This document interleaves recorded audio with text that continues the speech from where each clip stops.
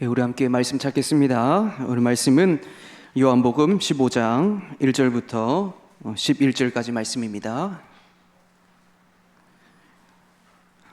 요한복음 15장 1절부터 11절까지 말씀을 제가 봉독하도록 하겠습니다. 나는 참 포도나무요 내 아버지는 농부라. 물은 내게 붙어 있어 열매를 맺지 아니하는 가지는 아버지께서 그것을 제거해 버리시고, 물은 열매를 맺는 가지는 더 열매를 맺게 하려 하여 그것을 깨끗하게 하시느니라. 너희는 내가 일러준 말로 이미 깨끗하여 졌으니 내 안에 거하라. 나도 너희 안에 거하리라. 가지가 포도나무에 붙어 있지 아니하면 스스로 열매를 맺을 수 없음같이 너희도 내 안에 있지 아니하면 그러하리라. 나는 포도나무요 너희는 가지라. 그가 내 안에 내가 그 안에 거하면 사람이 열매를 많이 맺나니, 나를 떠나고서는 너희가 아무것도 할 수 없음이라. 사람이 내 안에 거하지 아니하면 가지처럼 밖에 버려져 마르나니 사람들이 그것을 모아다가 불에 던져 사르느니라. 너희가 내 안에 거하고 내 말이 너희 안에 거하면 무엇이든지 원하는 대로 구하라. 그리하면 이루리라. 너희가 열매를 많이 맺으면 내 아버지께서 영광을 받으실 것이요 너희는 내 제자가 되리라. 아버지께서 나를 사랑하신 것 같이 나도 너희를 사랑하였으니 나의 사랑 안에 거하라. 내가 아버지의 계명을 지켜 그의 사랑 안에 거하는 것 같이 너희도 내 계명을 지키면 내 사랑 안에 거하리라. 내가 이것을 너희에게 이름은 내 기쁨이 너희 안에 있어 너희 기쁨을 충만하게 하려 함이라. 아멘. 여러분, 삶을 살아가는 데 있어서 여러분, 인간에게 중요한 것이 무엇일까요? 많은 것들이 중요하지만 우리 인간 사회를 생각해 본다면 그러면 아마 관계가 아닐까 싶습니다. 가정에서, 학교에서, 또는 직장에서, 교회에서 사람들에게 관계가 잘 맺어지면 그러면 우리 삶에 근심이 없고 오히려 기쁨과 또 평안함이 가득할 것입니다. 그러나 반대로 관계가 안 좋으면 그러면 그 삶은 지옥이 따로 없습니다. 정말 해결되지 못하는 그 관계 때문에 여러분 늘 마주칠 때마다 불편하고요.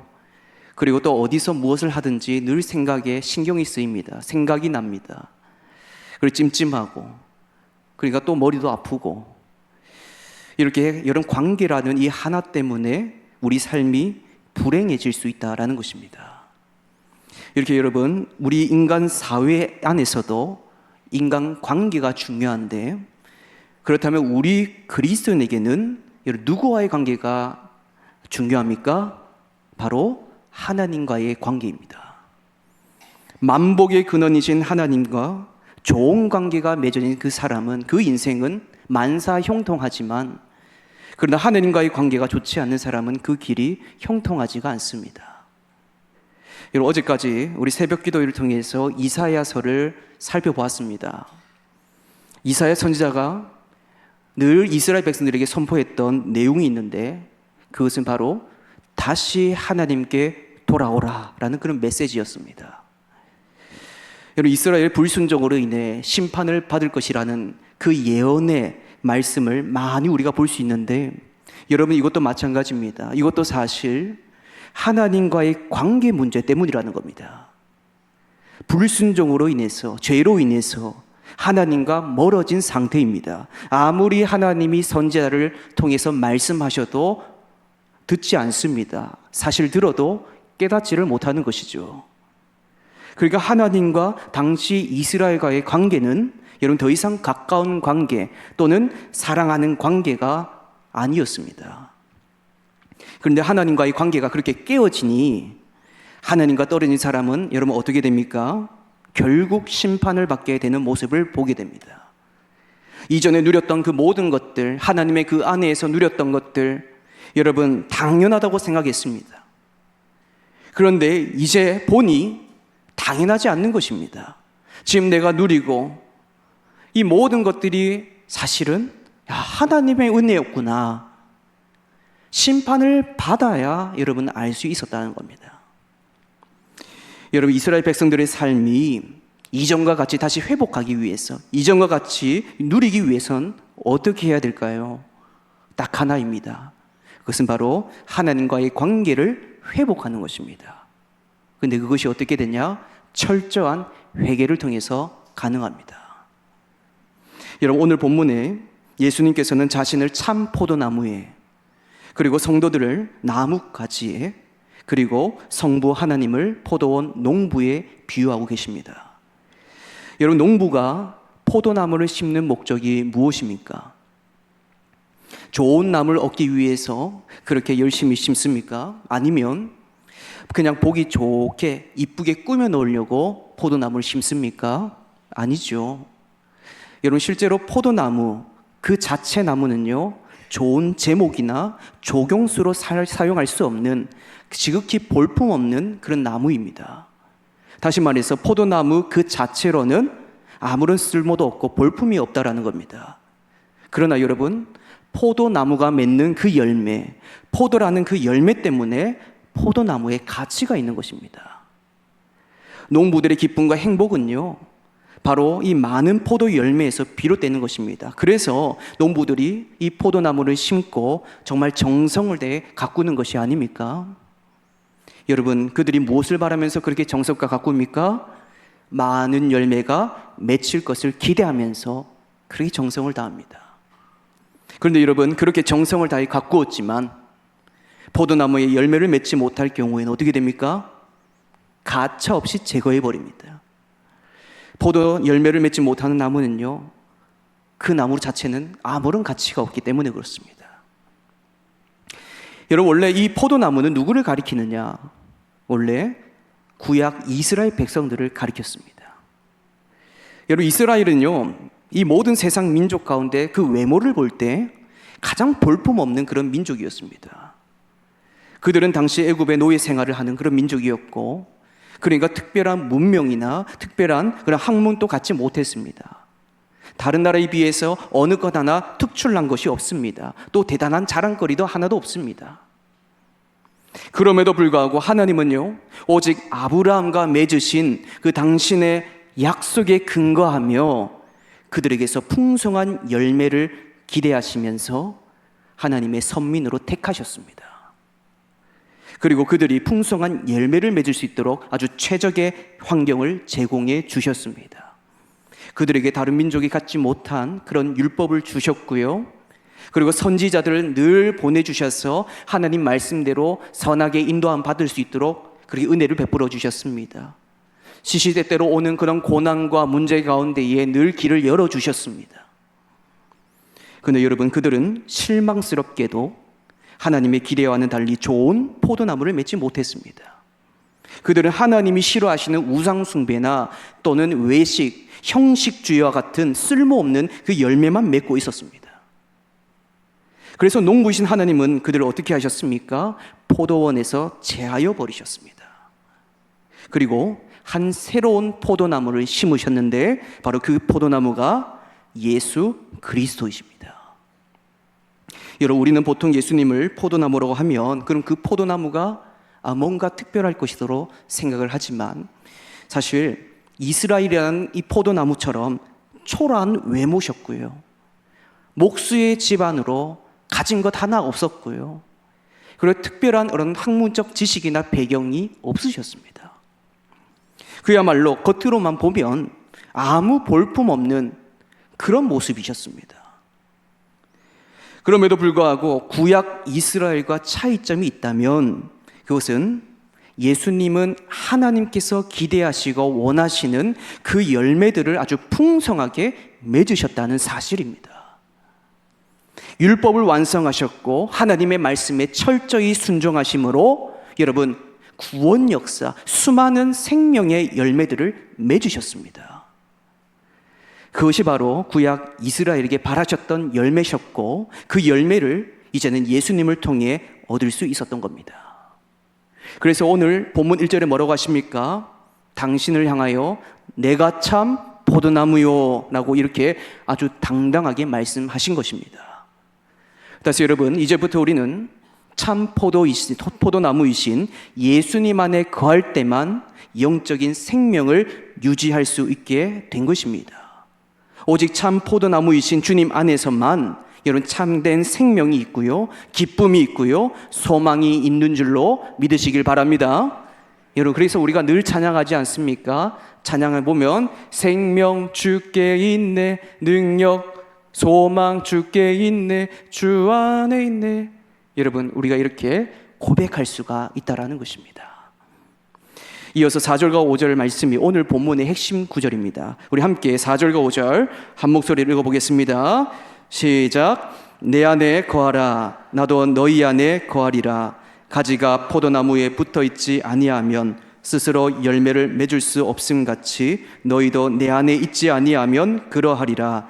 나는 포도나무요 너희는 가지라. 그가 내 안에 내가 그 안에 거하면 사람이 열매를 많이 맺나니 나를 떠나서는 너희가 아무것도 할 수 없음이라. 아멘. 4절과 5절을 보면 주님께서는 오늘 모든 성도를 가지에 비유하시며 그래서 내 안에 거하라 라고 말씀하셨습니다. 왜 그러셨습니까? 왜냐하면 뒤에 보면 나를 떠나고서는 너희가 아무것도 할 수 없으리라. 성도 여러분, 예수님 안에 거한다는 것은요, 그분과의 영적인 사귐을 지속적으로 가진다는 것을 말합니다. 우리 인생의 모든 문제들, 모든 슬픔과 모든 아픔들, 이것을 해결할 수 있는 비결은 여러분 딱 하나입니다. 바로 누구 안에 거하는 것이요? 예수님 안에 거하는 것입니다. 왜냐하면 나의 힘만을 의지할 때는 감당치 못할 인생의 문제들이 너무나도 많기 때문에 그렇습니다. 나의 힘과 능력 밖의 고통들이 여러분 세상 가운데 얼마나 질비해 있습니까? 여러분 제가 자녀를 키우면서요, 제 자신이 가장 무력하게, 가장 한심하게 느껴졌던 그런 순간이 있었습니다.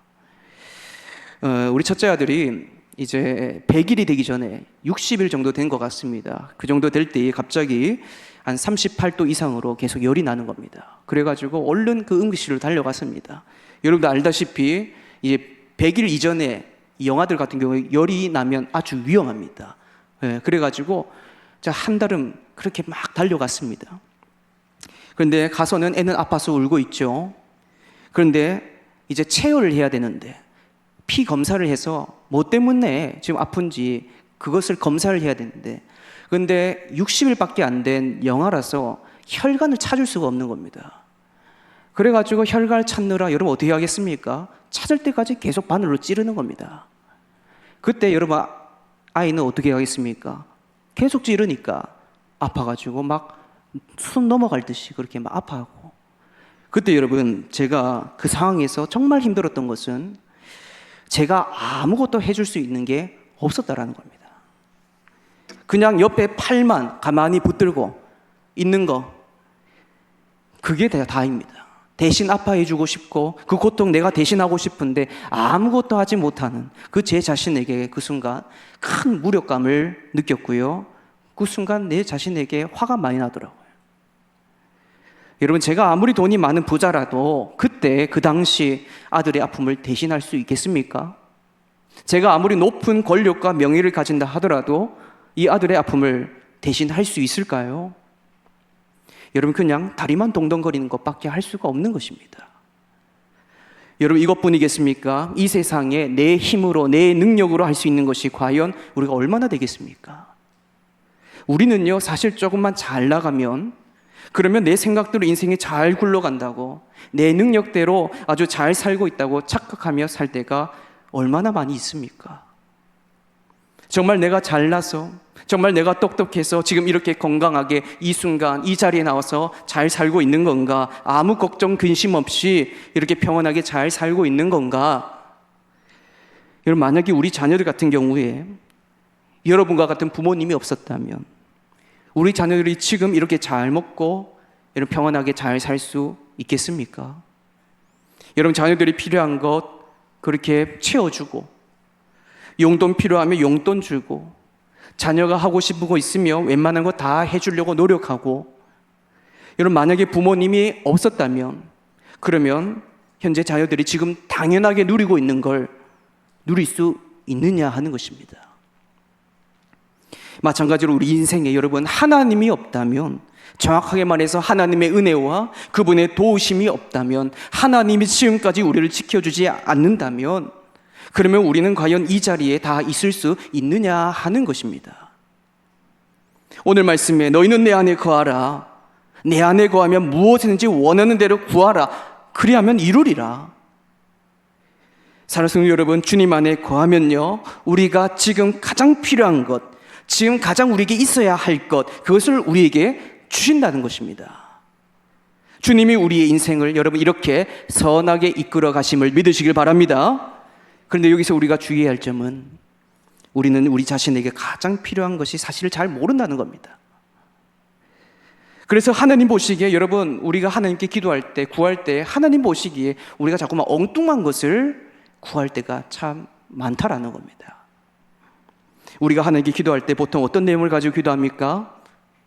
우리가 가지고 있지 않는 것, 또 우리에게 필요한 것, 특히 우리 어려움과 위기를 만났을 때, 내 능력 바뀔 때, 그 문제 가운데 우리가 하나님께 기도하는데, 여러분 정작 이미 내 머릿속에 이런 것을 주셨으면 참 좋겠는데, 이렇게 문제를 하나님께서 해결해 주셨으면 참 좋겠는데, 사실은 우리 자신이 바라는 그 모습을 다 가지고 구하고 있다는 것입니다. 다시 말해서 하나님께서 어떻게 역사하실지 우리가 기대하는 것보다, 잠잠히 기다리는 것보다, 이미 내 머릿속에 계산은 다 꺼내놓고 내 생각대로 해 주시기를 바라고 있는 것은 아닌가 하는 것입니다. 여러분, 우리가 이것을 조심해야 되는 겁니다. 왜냐하면 이것이 우리의 신앙과 관련이 있기 때문에 그렇습니다. 정확하게 말해서 여러분, 우리가 바라는 것만 구하고 우리가 원하는 것만 달라는 그 태도는요, 사실 하나님을 믿지 못한다라는 것을 반증하는 것이기 때문에 그렇습니다.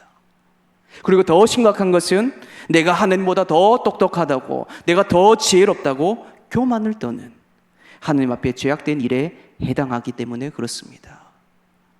여러분, 우리 하나님은 모든 것이 가능하신, 전지전능하신 하나님이심을 믿으시길 바랍니다. 이 말은 전 우주 만물을 세세하게 운행하시며 동시에 여러분 우리의 각 개인의 삶 속에 아주 깊이 관여하셔서 우리의 인생길을 선하게 인도하신다는 말입니다. 그러니까 여러분, 우리 하나님은요, 내가 정말 필요한 것이 가장 무엇인지, 지금 이 시점에 내가 정말 채워야 할 것이 무엇인지 가장 잘 알고 계신 분이시라는 것입니다. 나보다 나를 더 잘 아시는 분이 바로 우리 하나님이심을 믿으시길 바랍니다. 이것을 우리가 기억하며 사는 가운데, 만약 우리에게 여러 가지 시험거리가 다가온다 하면 그럼 우리는 어떻게 살아야 되겠습니까? 이것을 야고보서 1장 2절에서 이렇게 말합니다. 함께 보시면요, 뭐라고 말하냐? 내 형제들아, 너희가 여러 가지 시험을 당하거든 온전히 기쁘게 여겨라. 여러분, 여러 가지 시험이 다가오면 뭐라고 합니까? 기쁘게 여겨라고 합니다. 아니, 어떻게 우리가 기뻐할 수 있겠습니까? 고난과 고통 중에 있는데 우리가 온전히 어떻게 기뻐할 수 있습니까? 그런데 여러분, 왜 기뻐하라는가 보니까 3절에 나와 있습니다. 야고보서 1장 3절에 보면 이렇게 말합니다. 이는 너희 믿음의 시련이 인내를 만들어내는 줄 너희가 알미라. 다시 말해서 여러분, 우리 믿음에 인내라는 아름다운 열매가 맺어지기 때문에 여러분, 이것을 우리가 온전히 기뻐하라라는 것입니다. 그리고 야고보서는 우리가 기도할 때, 하나님께 구할 때 어떻게 해야 하는지 아주 명확하게 말하는데요, 야고보서 1장 5절에 보니까 이런 말합니다. 너희 중에 누구든지 지혜가 부족하거든 한마디로 말해서 하나님께 구하라고 말합니다. 그런데 구할 때 주의해야 될 점이 있는데 그것이 뭐냐? 우리 야고보서 1장 6절 말씀 우리 한 목소리로 한번 읽어보겠습니다. 자, 시작. 오직 믿음으로 구하고 조금도 의심하지 말라. 의심하는 자는 마치 바람에 밀려 요동하는 바다 물결 같으니. 아멘. 여러분, 다시 말해서 하나님에 대한 믿음이 있어야 된다는 겁니다. 근데 그게 어떤 믿음이냐? 자, 내 생각대로 해 주실 것이라는 그 믿음이 아니라 전능하신 그 하나님께서 나에게 가장 필요하고 나에게 가장 적합하고 내가 있어야 할 가장 필요한 그것을 우리에게 주시고 또 하나님께서 선한 길로 인도해 주신다라는 의심 없는, 흔들림이 없는 그 믿음이라는 것입니다. 여러분, 여러분의 어린 자녀나 아니면 우리 어린 손자, 손녀가 사탕을 너무 좋아하니까요. 그래서 사탕을 많이 사달라고 합니다. 하루에 50개씩 먹어야 된다고 합니다. 그게 자기에게 필요하다고 말합니다. 여러분, 그럼 여러분은 어떻게 그렇게 먹게끔 50개씩 주십니까? 아니죠. 그들이 자기에게 필요한 것이 하루에 사탕 50개라고 그렇게 우리에게 구하고 그렇게 우리에게 말하지만 우리는 그렇게 하지 않습니다. 왜냐? 우리가 볼 때는 오히려 건강을 해치는 불필요한 것이기 때문에 그렇습니다. 여러분, 이와 마찬가지입니다. 여러분, 우리 삶의 큰 어려움을 지금 현재 겪고 계십니까? 경제적으로 힘들고, 지금 외롭고 고독해서 힘들고, 인생에 만족이 없어서 힘들고, 인생의 목표가 없어서 걱정이고, 어떤 큰 어려움 때문에 여러분, 우리가 힘이 들 때마다 그럴 때 우리는 어떻게 해야 되겠습니까?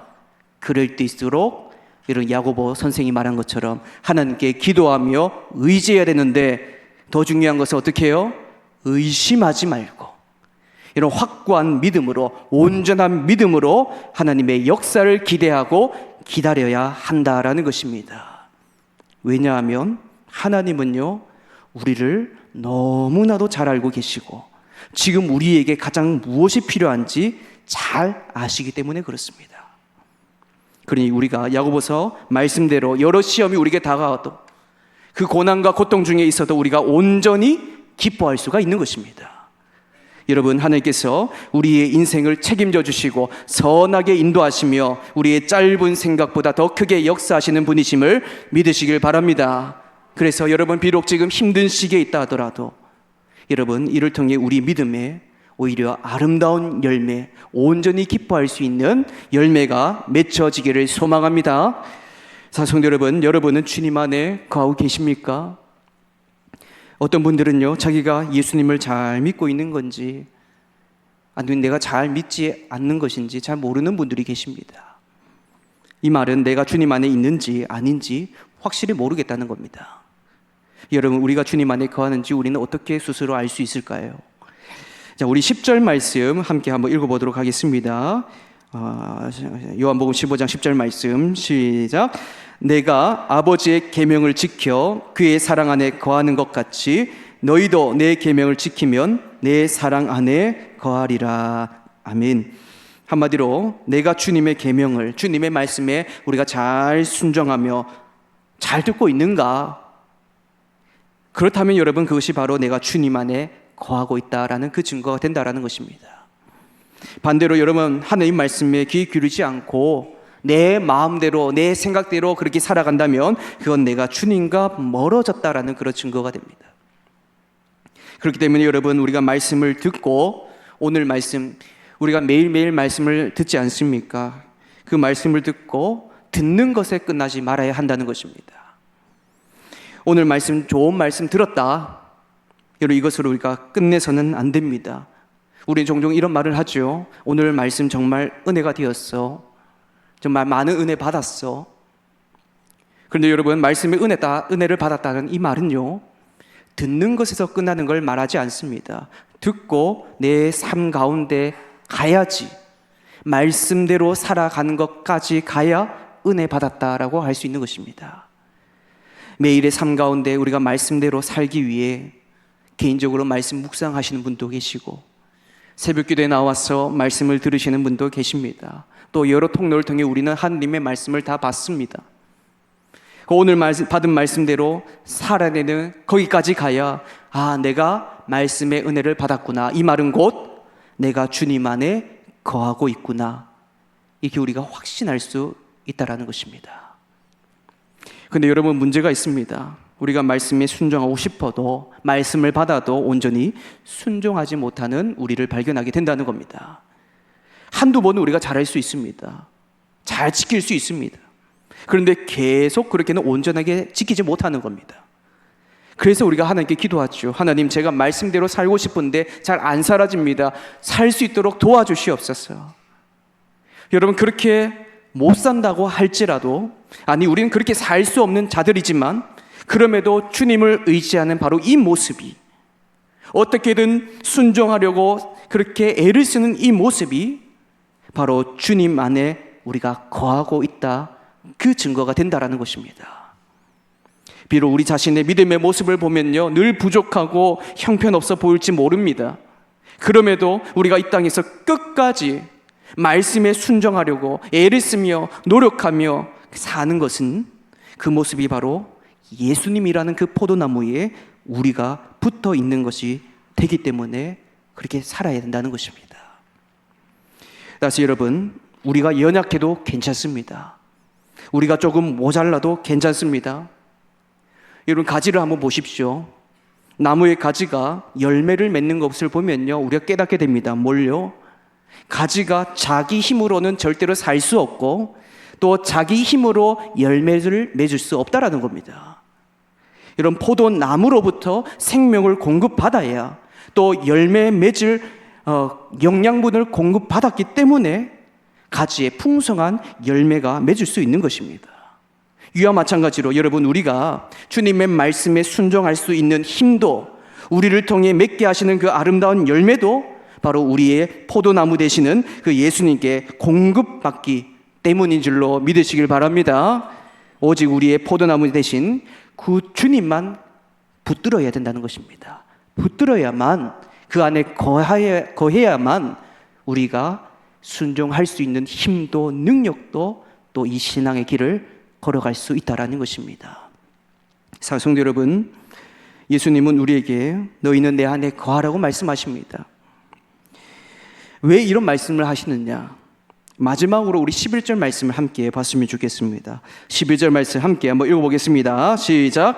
내가 이것을 너희에게 이름은 내 기쁨이 너희 안에 있어 너희 기쁨을 충만하게 하려 함이라.